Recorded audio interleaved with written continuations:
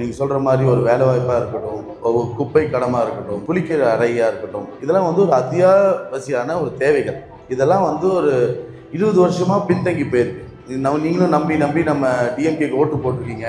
நாங்களும் டிஎம்கே நம்பி நல்லது செய்வாங்கன்னு சொல்லி பல ஆயிரம் கோடி நாங்கள் வந்து அந்த கட்சிக்காக நிதி உதவி செஞ்சு அந்த கட்சியை நாங்கள் தான் இன்றைக்கி நாங்கள் காப்பாற்றிருப்போம். ஆனால் எந்த ஒரு நன்றி விசுவாசமும் இருக்காது அந்த கட்சியில். அதுமாதிரி துரோகிகள், அவங்களுக்கு எல்லாமே அந்த குடும்பம் மட்டும்தான் சம்பாதிக்கணும்னு பார்க்குறாங்க. நம்ம இளைஞர்கள் போதைப் பொருட்களை அடிமையாக்கி அந்த போதைப் பொருட்கள் காசில் வாழணும்னு நினைக்கிறாங்க. நிறைய ஆண்கள் வந்து இந்த குடி பழக்கத்தினால டாஸ்மாக் ஒரு தெருவுக்கும் ஒரு வீதிக்கும் ஒன்று வைக்கிறாங்க. அதுலேயும் என்ன பண்ணுறாங்கன்னா அரசால் வருமானம் வராத மாதிரி ஊழல் இவங்க தெரிஞ்சே பண்ணுறாங்க. அது நான் சொல்ல வர்றது என்னென்னா, இந்த தீய சக்தியான திமுக நம்மளாம் அடிபட்டிருக்கோம். அதனால் இந்த வாட்டி நம்பி வாக்களிங்க. நீங்கள் வந்து நம்ம அரசாங்கத்தை நம்பி இங்கே ஒரு எம்எல்ஏக்கு வந்து தொகுதிக்கு 3 கோடி கொடுப்பாங்க வருஷத்துக்கு. நாங்கள் எங்கள் சொந்த செலவில் இன்றைக்கி வந்து எங்கள் நிறுவனம் மூலிமா 20 கோடி நாங்கள் வருஷத்துக்கு வந்து இந்தியா முழுக்க நாங்கள் செஞ்சுட்ருக்கோம். எப்போ வெள்ள பிரச்சனை வந்தாலும் சரி, கல்வியாக இருக்கட்டும், அரசாங்க பள்ளியெல்லாம் நாங்கள் தத்தெடுத்து அங்கே வந்து ப்ரைவேட் ஸ்கூலில் எப்படி இருக்குமோ கம்ப்யூட்டர் லேப் கொடுத்து அப்டேட் பண்ணி நாங்கள் வந்து குழந்தைகளுக்கு வந்து கற்றுக் கொடுப்போம். அது போக நீர்நிலைகள், நாங்கள் குழந்தைகளை வச்சு ஸ்கூல் குழந்தைகளை வச்சு ராக்கெட்டே லான்ச் பண்ணியிருக்கோம். இது வரைக்கும் உலகத்தில் இவ்வளோ கம்மி செலவில் வந்து ராக்கெட்டை விண்வெளிக்கு அனுப்பிச்சதில்லை. அந்த அளவுக்கு நாங்கள் வந்து இப்போ ராம்நாத் டிஸ்ட்ரிக்டில் வந்து 5 லட்சம் மக்களுக்கு வந்து குடிநீர் பிரச்சனையாக இருந்தது. அந்த கால்வாயெல்லாம் தூர்வாராமல் நிமல் ராகவன் நீங்கள் இப்போ நான் கேள்விப்பட்டிருப்பீங்க, அந்த பையன் கூட நாங்கள் சேர்ந்து 5 லட்சம் மக்களுக்கு குடிநீர் வந்து நாங்கள் ராமநாதபுரத்து டிஸ்ட்ரிக்ட் பண்ணி கொடுத்துருக்கோம். அதே மாதிரி எங்கள் பூர்வீகம் அம்மா பிறந்த ஒரு தொத்தரக்கோட்டையில் வந்து 4 கோடி சிடி ஸ்கேனர் செலவு பண்ணி மருத்துவம் அமைச்சு கொடுத்துருக்கோம். அது மாதிரி நீங்கள் கவலைப்படாதீங்க. நம்ம அரசாங்கத்தை நம்பி வரல.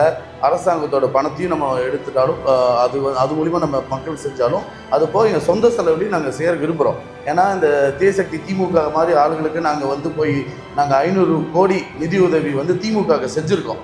ஆனால் 1 கோடி கூட அந்த மக்களுக்கு அந்த இது செலவே பண்ணலை. அந்த குடும்பம் வந்து சுத்தமாக அந்த குடும்பமே திருடிட்டு போயிட்டாங்களே தவிர மக்களுக்கு செய்யலை. அதனால நாங்கள் என்ன முடிவு எடுத்தோம்னா, எதுக்காக நாங்கள் கட்சியை நம்பி நம்ம பண்ணணும், அது டைரெக்டாக நம்ம மக்களுக்கே பண்ணிடலான்னு சொல்லிட்டு தான் நாங்களே இப்போ களம் இறங்கியிருக்கோம். எங்களுக்கு எந்த ஒரு தேவையும் இல்லை அரசியலை வந்து நம்ம இதெல்லாம் பண்ணணும். பட் என்னென்னா, நம்ம வாழ்க்கை நல்லா இருக்குது, நம்ம அடுத்த சந்ததிகள் நல்லா இருக்காங்க. ஆனால் மக்கள் இவ்வளோ கஷ்டப்படுறாங்களே ஒரே நல்ல நோக்கத்துக்காக தான் நாங்கள் அரசியல் வந்திருக்கோம். இந்த அரசியல் இருந்தாலும் எங்கள் சம்பாதிக்கிறக்கோ இதனால் பதவிக்கு ஆசைப்பட்டோம், இதெல்லாம் எங்களுக்கு தேவையே இல்லை.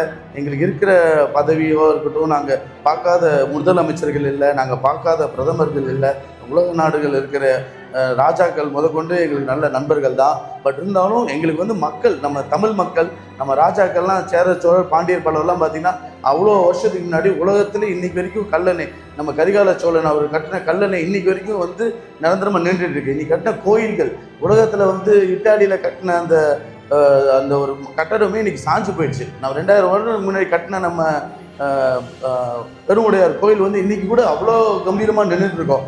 இவ்வளோ பெரிய சரித்திரம் படிச்சுட்டு இன்றைக்கி நம்ம மக்கள் வந்து ஒன்றுத்துக்கும் அரசாங்கத்தில் கையேந்தி நம்ம ரொம்ப ஒரு கொடூரமான ஒரு நிலைமையில் நம்ம தள்ளப்பட்டிருக்கோம்.